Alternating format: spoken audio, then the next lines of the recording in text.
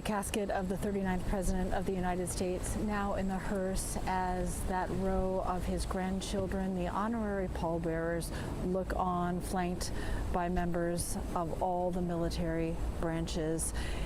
Those flags in the wind as service members are holding on tightly on a very gusty, cold day here in the nation's capital.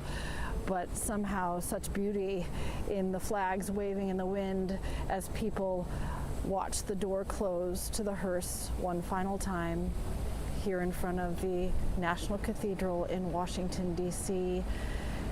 The end of the services for President Jimmy Carter as the motorcade will now travel to Joint Base Andrews, where he will make his final trip home to the state of Georgia.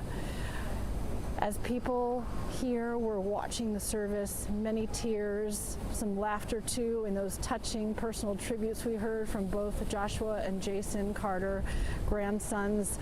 A beautiful way to tie in the humanity of the man who sat in the Oval Office for 4 years, and as Jason pointed out, spent 92 other years centered and rooted in the state of Georgia as the family makes its way to the vehicles that will follow the barricade.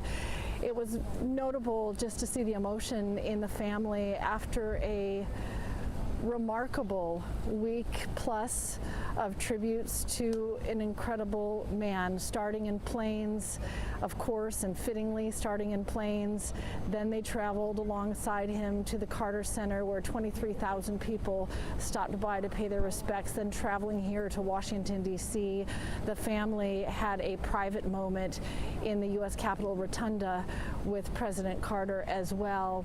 And it is both impactful and certainly exhausting as they say goodbye in such a public way to someone they knew in the most intimate way as only family can.